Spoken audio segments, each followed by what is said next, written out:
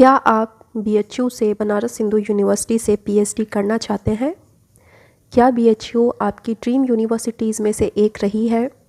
क्या आप यहाँ के स्टूडेंट बनना चाहते हैं? तो अगर आपका जवाब हाँ है तो आपके लिए बहुत ही अच्छी अपॉर्चुनिटी है, इवन गुड न्यूज़ है। तो हेलो फ्रेंड्स, मैं संध्या उपाध्याय और वेलकम करती हूँ आपका अपने चैनल साइकोलॉजी वर्ल्ड में। तो आज की इस वीडियो में हम डिस्कस करने वाले हैं काशी हिंदू विश्वविद्यालय में पीएचडी एडमिशन 2023 सेशन के लिए वैकेंसीज़ के बारे में, एप्लीकेशन फॉर्म के बारे में और फॉर्म फिलअप करने की डेट क्या है, स्टार्टिंग और एंडिंग डेट क्या होगी, किस सब्जेक्ट में कितनी सीट्स अवेलेबल हैं, आप किस तरह से अप्लाई कर सकते हैं और एलिजिबिलिटी क्या है अप्लाई करने की। तो इन सब चीज़ों को आज की इस वीडियो में हम डिस्कस करने वाले हैं, तो लास्ट तक बने रहिए हमारे साथ। तो आइए वीडियो को स्टार्ट करते हैं। Let's start. आप बीएचयू में पीएचडी करना चाहते हैं तो यहाँ पे एडमिशन लेने के लिए दो प्रोसीजर यहाँ पे बताए गए हैं, एक तो रेट और दूसरा है रेट एग्जेम्प्टेड। तो यहाँ पे ये दो कैटेगरीज़ हैं। हम आने वाले अभी आगे वीडियो में हम डिस्कस करने भी वाले हैं कि रेट किन के लिए है और रेट एग्जेम्प्टेड किन के लिए है। रेट ये एक यूनिवर्सिटी का एक कंबाइंड एग्जामिनेशन लिया जाता है जिसमें कि अगर आप क्वालिफाई करते हैं तो फिर आपको डायरेक्टली इंटरव्यू के लिए बुलाया जाता है। तो अगर आप नेट, जेआरएफ, सीएसआईआर या फिर गेट क्वालिफाइड नहीं है या फिर स्लेट क्वालिफाइड नहीं है तो फिर आप रेट के थ्रू इंट्रेंस एग्ज़ाम दे करके फिर आप इंटरव्यू के लिए जाते हैं। और ऐसे कैंडिडेट जिन्होंने ऑलरेडी नेट, जेआरएफ या फिर सीएसआईआर या फिर गेट जिन्होंने क्वालिफाइड कर रखा हुआ है तो उनको डायरेक्टली इंटरव्यू के लिए बुलाया जाता है। वो रेट एग्जेम्प्टेड होते हैं, यानी कि रेट से ये एंट्रेंस एग्ज़ाम से उनको छूट मिली हुई होती है। तो रेट का फुल फॉर्म है आपका रिसर्च एंट्रेंस टेस्ट। तो यहाँ पे ऐसे कैंडिडेट जिन्होंने यूजीसी नेट या फिर जेआरएफ या फिर सीएसआईआर या फिर गेट क्वालिफाई है तो उनको वो रेट एग्जेम्प्टेड कैटेगरी में आते हैं। तो यहाँ पे हम नोटिस को पहले पढ़ लेते हैं। Banaras Hindu university PhD MPhil कार्यक्रमों में प्रवेश हेतु अधिसूचना। शैक्षणिक सत्र 2022 और 23 के जनवरी 2023 सेमेस्टर के पीएचडी विद्यावारिधि कार्यक्रम में शोध प्रवेश परीक्षा आरईटी से छूट प्राप्त अभ्यर्थियों के प्रवेश हेतु काशी हिंदू विश्वविद्यालय ऑनलाइन आवेदन आमंत्रित करता है। अतः प्रवेश हेतु आवेदन करने के इच्छुक अभ्यर्थी शोध प्रवेश परीक्षा सूचना विवरणिका डाउनलोड करके और ऑनलाइन आवेदन प्रपत्र जमा करने के लिए विश्वविद्यालय की प्रवेश परीक्षा पोर्टल bhuonline.in पर देखें। और ऑनलाइन आवेदन प्रवेश पत्र परीक्षा पोर्टल पर दिनांक 23 नवंबर 2022 से उपलब्ध होगा और इसकी लास्ट डेट जो है वो 7 दिसंबर 2022 तक रहेगी। तो यहाँ पे ये नोटिस में सीधा सीधा बताया गया है कि सेशन 2022-23 के लिए यहाँ पे एप्लीकेशन फॉर्म जो है वो जारी कर दिए गए हैं और 23 नवंबर से एलिजिबिलिटी हो जाएगी, आप फॉर्म को फिलअप कर सकते हैं। तो आज है 29 नवंबर, आज मैं 29 नवंबर को ये वीडियो बना रही हूँ। तो ऑलरेडी फॉर्म जो है वो पोर्टल पर आ चुका है और उसको आप डाउनलोड करके पूरा नोटिफिकेशन पढ़ सकते हैं, अपना एलिजिबिलिटी क्राइटेरिया, सीट वगैरह देख सकते हैं। हालांकि आज की इस वीडियो में मैं ये भी डिस्कस करने वाली हूँ।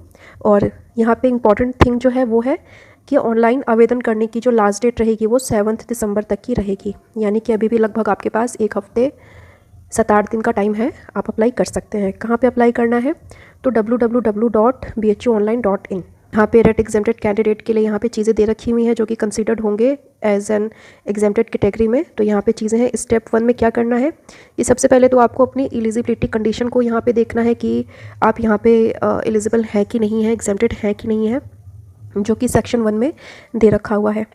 इसके बाद यहाँ पे मिनिमम एलिजिबिलिटी कंडीशन के बारे में देखना है और ये चीज़ सेक्शन जे में यहाँ पे दे रखा हुआ है। अच्छा, ये आई है, सेक्शन 1 नहीं है, सेक्शन आई और सेक्शन जे में दे रखा हुआ है। और लास्ट पॉइंट यहाँ पे दिया हुआ है कि check the list of discipline और allied discipline name and code number section L in such discipline where intake has been denoted as 0 no admission will be done and accordingly candidates need not apply in such discipline. यानी कि यहाँ पे proper discipline wise दे रखा हुआ है, main discipline और allied discipline दोनों ही दे रखा है। देख लीजिएगा किसमें कितनी सीट अवेलेबल है। अगर किसी सब्जेक्ट में 0 सीट दिख रहा है या अलाइड में 0 सीट दिख रहा है, मतलब वहाँ पे सीट कोई भी सीट नहीं है, तब पर्टिकुलर उस सब्जेक्ट के लिए आपको अप्लाई करने की ज़रूरत नहीं होगी।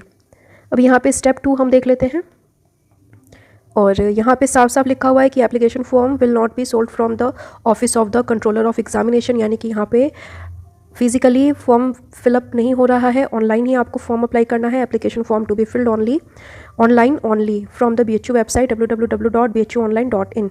तो ऑनलाइन अप्लाई कर लीजिए। सर्वर क्योंकि बहुत भारी संख्या में कैंडिडेट्स अप्लाई कर रहे होंगे, तो आप लगे रहिए। अगर दिन में फॉर्म फिलअप नहीं हो पा रहा है तो आप थोड़ा सा मॉर्निंग में, अर्ली मॉर्निंग में ट्राई कर लीजिए, या फिर थोड़ा सा इवनिंग में, लेट नाइट में आप ट्राई कर सकते हैं फॉर्म फिलअप करने के लिए।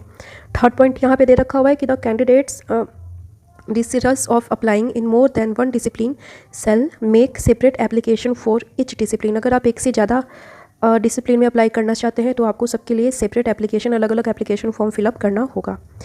अब यहाँ पे चीज़ें दे रखी हुई हैं, only after confirmation of step 1 above following steps to be followed. तो यहाँ पे प्रॉपर दे रखा हुआ है कि आपको अप्लाई कैसे करना है, तो इसको हम बाद में डिस्कस करेंगे। यहाँ पे पहले हम ये देख लेते हैं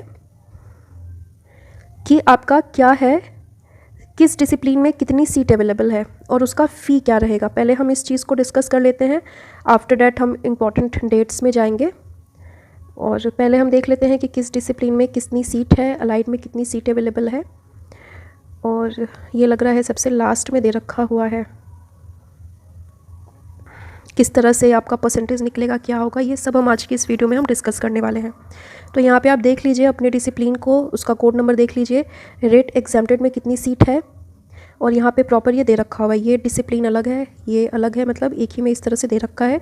कंफ्यूज मत होइएगा, जिस भी सब्जेक्ट के हैं अपना सब्जेक्ट आप देख लीजिए, सारे सब्जेक्ट को बोल पाना पॉसिबल नहीं है। एग्रीकल्चरल इकोनॉमिक्स में यहाँ पे सीट है, कोड नंबर दे रखा है, सीट दे रखी है 7।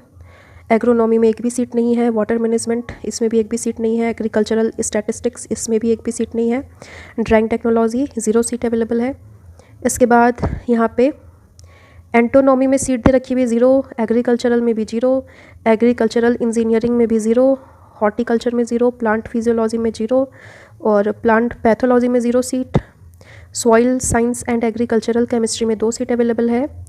एग्रीकल्चरल इंजीनियरिंग में 0, जेनेटिक्स में 0, फूड टेक्नोलॉजी में 0। सीट बहुत लग रहा है कि कम सब्जेक्ट में ही निकल के आया हुआ है। अब बात करते हैं faculty of veterinary and animal sciences. एक मिनट, इसको मैं थोड़ा सा रखती हूँ, आप अपना सब्जेक्ट अच्छे से देख लीजिए। वीडियो को पॉज करके भी इसको आप देख सकते हैं, स्क्रीनशॉट ले सकते हैं, पूरी नोटिफिकेशन को डाउनलोड करके भी आप देख सकते हैं। आगे बढ़ते हैं faculty of veterinary and animal sciences. और यहाँ पे वेटनरी माइक्रोबायोलॉजी में 0, वेटनरी सर्जरी एंड रेडियोलॉजी में 2 seat, veterinary pharmacology and toxicology में 1 सीट, वेटनरी एनाटॉमी में 0, वेटनरी फिजियोलॉजी में 0, वेटनरी बायोकेमिस्ट्री 0, वेटनरी पैरासिस्टोलॉजी में 0, एनिमल न्यूट्रिशन में 0, एनिमल जेनेटिक्स ब्रीडिंग में भी 0। अच्छा, एनिमल जेनेटिक्स में 3 सीट अवेलेबल है, यहाँ पे ये देख सकते हैं। और लाइव स्टॉक प्रोडक्शन मैनेजमेंट में 0, लाइव स्टॉक प्रोडक्ट टेक्नोलॉजी में 0। इसके बाद वेटनरी गायनोकोलॉजी में 2 सीट है, वेटनरी पैथोलॉजी में 0, veterinary public health 0, veterinary medicine में 1 सीट है, वेटनरी एक्सटेंशन एजुकेशन में 0 सीट है। तो अपने सब्जेक्ट के अकॉर्डिंग वीडियो को पॉज करके देख लीजिएगा। आगे बढ़ते हैं फैकल्टी ऑफ आर्ट्स। बहुत लोग इसके बारे में इसका वेट कर रहे थे, तो फाइनली हम आर्ट्स में आ गए। यहाँ पे देखिए अरेबिक में 0, बंगला में 0, इंग्लिश में 23 सीट है, फ्रेंच में 6 सीट, हिस्ट्री आर्ट में 2 सीट, टूरिज्म में 1, और लाइब्रेरी साइंस में आपका 5 सीट, फिजिकल एजुकेशन 11, और म्यूज़ोलॉजी में 0, होम साइंस में 0, मैथमेटिक्स में 0, स्टैट्स में 7, लिंग्विस्टिक्स में 0, संस्कृत में 13 सीट है, पाली एंड बुद्धिज़्म में 0, और ये आर्किटेक्चर में 0, जर्नलिज्म में 0 सीट अवेलेबल है। आगे देखते हैं management, okay, tourism and management वो तो हमने डिस्कस कर ही लिया।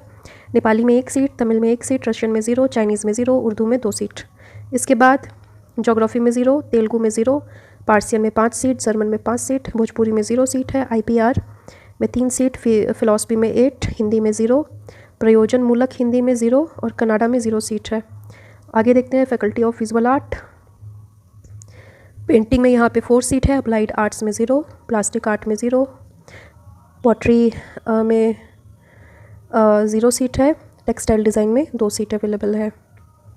आगे बात करते हैं faculty of education, faculty of law और faculty of management studies. Education में 0 सीट है, लॉ में 7 सीट है, ह्यूमन राइट्स एंड ड्यूटीज़ में 2 सीट है, मैनेजमेंट में 0 सीट अवेलेबल है। आगे बात करते हैं सोशल साइंस की, और हमारी साइकोलॉजी सोशल साइंस फैकल्टी में ही आती है। तो यहाँ पे इकोनॉमिक्स में 0 सीट, हिस्ट्री में भी 0 सीट, पॉलिटिकल साइंस में 12, सोशियोलॉजी में 0, सोशल वर्क में 0, पर्सनल मैनेजमेंट में 0 एंड इंडस्ट्रियल रिलेशन में 0 सीट है। साइकोलॉजी में आपके 9 सीट अवेलेबल हैं। पहले से सीट धीरे धीरे कम होती चली जा रही है, फिर भी इस बार हम देख रहे हैं कि मैक्सिमम सब्जेक्ट में काफ़ी 0 ही सीट है। तो बहुत कम ऐसे सब्जेक्ट हैं जिसमें कि सीट निकाली हुई है। तो साइकोलॉजी में 9 सीट्स अवेलेबल हैं। अभी हम एलिजिबिलिटी क्राइटेरिया की बात हमने स्टार्टिंग में ही की है। अगर आप एलिजिबल हैं तो फॉर्म फिलअप कर सकते हैं, इंटरेस्टेड हैं तो। वुमेन स्टडीज़ में 0, नेपाली स्टडीज़ में भी 0, पीस रिसर्च में 4, पब्लिक एडमिनिस्ट्रेशन में 2 सीट है, और ये सबल्स्टन में 0 सीट अवेलेबल है। इसके बाद परफॉर्मिंग आर्ट, इसमें हम देखते हैं फैकल्टी ऑफ कॉमर्स को पहले देखते हैं। कॉमर्स में भी 0 सीट है, और इंस्ट्रूमेंटल में 0, म्यूजिकोलॉजी में 0 सीट है।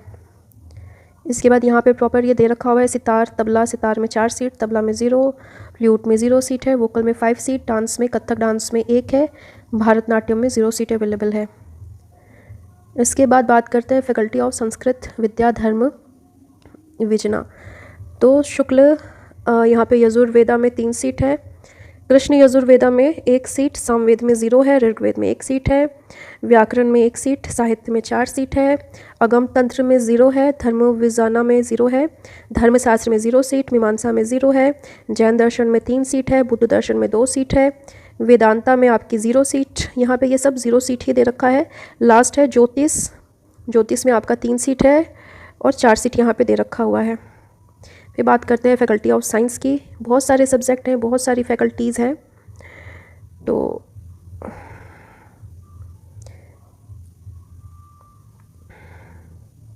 या फैकल्टी ऑफ साइंस यहाँ बात करते हैं। फिजिक्स में 15, केमिस्ट्री में 85, जियोलॉजी में 19, जूलॉजी में 27, बॉटनी में 11, कंप्यूटर साइंस में 9, मैथ्स में 0, बायोकेमिस्ट्री में 7, जियोफिजिक्स में 11+1, और बायो इन्फॉर्मेटिक में 1, होम साइंस में 0, मैथमेटिक्स में 0, स्टैट्स में 7, पेट्रोलियम में 0। यहाँ भी साइकोलॉजी है, साइकोलॉजी में यहाँ भी 9 सीट है। यहाँ पे देखिएगा कोड नंबर अलग अलग है, एक जगह पे साइकोलॉजी को साइंस में डिनोटेड है, एक जगह पे आर्ट्स में डिनोटेड है, इस चीज़ का ध्यान रखिएगा। इसके बाद ज्योग्राफी में 0, बायोटेक्नोलॉजी में 3, मोलिकुलर एंड ह्यूमन जेनेटिक्स में 3, इन्वायरमेंटल साइंस में 3, अप्लाइड माइक्रोबायोलॉजी में 3 सीट है, ह्यूमन एंड क्लिनिकल जेनेटिक्स में 3 सीट है। तो यहाँ पर मैं इस नोटिफिकेशन को इसको मैं थोड़ा सा स्टेबल कर देती हूँ। आप अपना सब्जेक्ट देख करके वीडियो पॉज करके देख लीजिएगा। और अब आगे बढ़ते हैं। Institute of medical science, faculty of Ayurveda. यहाँ पे प्रॉपर देखते हैं किसमें कितनी सीट्स हैं। सिद्धांत दर्शन में 0, संहिता में 0, प्रस्तुति तंत्र में 4 सीट है, द्रव्यकुंड में 0 है, रसशास्त्र में 5 सीट है 3+2, और मेडिसिनल केमिस्ट्री में 5 सीट्स, शल्य तंत्र में 11, शालक्य तंत्र में 0, काया चिकित्सा में 10 सीट अवेलेबल है, क्रिया शरीर में 3 सीट है, स्वास्थ्य योगा में 1 सीट है, कौमार्य वृत्त में 0, विकृति विज्ञान में 7 सीट अवेलेबल है, रचना शरीर में 0, संज्ञाहरण में 0, अकत तंत्र में 4, पंचकर्मा में 8 सीट अवेलेबल है। अब बात करते हैं फैकल्टी ऑफ मेडिसिन की। तो यहाँ पे एनाटॉमी में 0, ये आप देखते जाइए और अपने सब्जेक्ट के अकॉर्डिंग आप पॉज करके देख लीजिएगा। मैं इसको स्लोली इसको थोड़ा सा ट्रैक कर रही हूँ क्योंकि there are lots of subject here, many faculties many subject, various subject हम कहेंगे इसको आई थिंक आपने देख लिया होगा। सब रेट एग्जेम्प्टेड के लिए है, रेट की कैटेगरी नहीं है लगता है इस बार। इसके बाद देखिए 2 कैटेगरी और है, फैकल्टी ऑफ डेंटल साइंसेस, इसको भी देख लीजिएगा, and faculty of environment and sustainable development, इसको भी देख लीजिएगा। तो फाइनली ये है टोटल सीट। आपने शायद देख लिया होगा कि सीट में कितनी, किस सब्जेक्ट में कितनी सीट है भी या नहीं है। तो साइकोलॉजी में यहाँ पे 9 सीट है और 8 सीट है। आपके लिए अच्छी अपॉर्चुनिटी है, आप चाहे आपने साइंस से साइकोलॉजी पढ़ी है या फिर आर्ट्स से, दोनों में ही सीट अवेलेबल है। इवन साइकोलॉजी की सीट जब भी आती है तो रेट एग्जेम्प्टेड कैटेगरी के लिए ही आती है। अभी तक मैंने नहीं देखा है इधर 2-3 साल से कि रेट के बाद में साइकोलॉजी, मतलब रेट साइकोलॉजी मैंने नहीं देखा है। मैं जब से देख रही हूँ तो रेट एग्जेम्प्टेड कैटेगरी ही देख रही हूँ साइकोलॉजी के लिए। बहुत सारे सब्जेक्ट में 0 सीट अवेलेबल है। अब यहाँ पे देख लीजिए कि किस तरह से कैलकुलेशन किया जाएगा। तो ये कैलकुलेशन का फॉर्मूला है, इसको वीडियो को पॉज करके इसको आप समझ लीजिएगा। आपके पीजी में जो मार्क्स रहे होंगे उसको यहाँ पे कैलकुलेट किया जाएगा। एकेडमिक रिकॉर्ड को देखा जाएगा, केस 1 इस तरह से कैलकुलेशन किया जाएगा, केस 2 है इस तरह से, केस 3 है इस तरह से। अब यहाँ पे ये प्रॉपर पूरा आपका दे रखा हुआ है फुल फॉर्म। x1 का मतलब है आपका पोस्ट ग्रेजुएशन यानी कि पीजी में क्या मार्क्स था आपका x प्लस 0.6 x2 का मतलब है ग्रेजुएशन में क्या था, फिर x3 है आपका इंटरमीडिएट में क्या था, x4 है आपका 10th में क्या था, x5 है percentage of marks obtained at the higher secondary examination. और यहाँ पे ये दे भी रखा हुआ है प्रॉपर कि m x1 x2 x3 x4 x5 will be calculated up to 2 places of decimal, 2 decimal अंक तक उसको कैलकुलेट किया जाएगा 50 मार्क्स इन। कर लेते हैं एलिजिबिलिटी क्राइटेरिया के बारे में। तो यहाँ पे प्रॉपर फैकल्टी वाइज अलग अलग एलिजिबिलिटी क्राइटेरिया दे रखा हुआ है। तो मिनिमम की अगर हम बात करें तो बेसिकली आपका, हमने जैसे स्टार्टिंग में बात की कि मास्टर्स में आपका 55% होना चाहिए, 55% तक एटलीस्ट, और इसके साथ ही आप नेट JRF CSIR या फिर आप गेट क्वालिफाइंग हैं तो आप अप्लाई कर सकते हैं। इसके साथ ही साथ में हर अलग अलग फैकल्टीज़ ने अपनी अलग अलग क्वालिफाइंग जो डिटेल्स हैं उसके बारे में दे रखी हुई है। जैसे कि हम अगर साइकोलॉजी की बात करते हैं तो साइकोलॉजी सोशल साइंस फैकल्टी में आता है और यहाँ पे दे रखा हुआ है proper faculties of arts, social science and science. तो यहाँ पे जो क्वालिफाइंग एग्जामिनेशन होगा वो प्रॉपर दे रखा हुआ है कि master's degree in the concern subject और master degree in any one of the allied subject. Allied subject क्या है, इसको लेकर के भी अगर आपको कोई कन्फ्यूज़न है तो आप मुझे कमेंट करके बताइएगा। मैं अलाइड के ऊपर भी एक अलग से वीडियो में डिटेल्ड वीडियो बना दूँगी। अगर आज मैं इसको बताऊँगी तो थोड़ा सा वीडियो लॉन्ग हो जाएगा और हम टॉपिक से भी थोड़ा सा भटक जाएंगे। इसके साथ ही इसमें कुछ और रूल्स एंड रेगुलेशंस के बारे में दे रखा हुआ है। तो चीज़ें हैं, आप अपने सब्जेक्ट के अकॉर्डिंग इसको थोड़ा सा पढ़ लीजिएगा डिटेल में। इतनी सारी चीज़ें डिस्कस करना पॉसिबल नहीं है, मैं इसको थोड़ा सा स्लोली ट्रैक कर रही हूँ जिससे कि आप इसको पॉज करके पढ़ सकें। और इसके बाद नेक्स्ट फैकल्टी की बात करें तो यहाँ पे फैकल्टी ऑफ परफॉर्मिंग आर्ट्स, यहाँ पे भी यहाँ एलिजिबिलिटी क्राइटेरिया दे रखा हुआ है। और संस्कृत विद्या, धर्म विज्ञान, दर्शन में भी चीज़ें हैं, एलिजिबिलिटी क्राइटेरिया देख लीजिए। ऑलमोस्ट सब में वैसे यही दे रखा हुआ है कि एटलीस्ट आपका मास्टर्स में 55% होना चाहिए। बाकी डिपेंड करता है अलग अलग कैटेगरीज़ के ऊपर, तो अभी हम कैटेगरीज़ की भी डिस्कस करेंगे, उसकी भी हम चर्चा करेंगे कि कितनी रिलैक्सेशन यहाँ पे दी गई है। पहले हम इसको डिस्कस कर लेते हैं, इसको आप पॉज करके देख लीजिएगा। Faculty of management studies, faculty of law, faculty of education. Education को लेकर के हमेशा कन्फ्यूज़न बनी रहती है कैंडिडेट्स को, तो यहाँ पे चलिए मैं इस सब्जेक्ट का भी थोड़ा सा क्लियर ही कर देती हूँ कि क्वालिफाइंग एग्जामिनेशन यहाँ पे M.Ed या फिर MA होना चाहिए आपका एजुकेशन से, या फिर मास्टर डिग्री इन स्पेशल एजुकेशन यहाँ पे होना चाहिए, या फिर M.Ed आपका स्पेशल एजुकेशन में होना चाहिए, या फिर आपका master degree in any one of the allied subject, Indian philosophy, religion, philosophy, economics, history, political science, psychology और सोशियोलॉजी। इसमें भी अगर है तो आप एजुकेशन में PhD कर सकते हैं। और क्वालिफाइंग जो मार्क्स है वो 55% या फिर इतने ग्रेड के इक्विवेलेंट होना चाहिए। फैकल्टी ऑफ मेडिसिन यहाँ पे भी प्रॉपर दे रखा हुआ है। और लगभग सबका ही एलिजिबिलिटी क्राइटेरिया ऑलमोस्ट सिमिलर ही है, तो ये आप देख लीजिएगा अपने अकॉर्डिंग। और इसके बाद अब हम बात कर लेते हैं रिलैक्सेशन क्राइटेरिया। रिलैक्सेशन किस कैटेगरी को कितना दिया गया है, तो यहाँ बात की गई है रिजर्वेशन के बारे में। ये आप अपनी अपनी कैटेगरी के अकॉर्डिंग देख लीजिएगा प्रॉपर, एक एक पॉइंट को, वीडियो को पॉज करके आप इसको पढ़ लीजिएगा।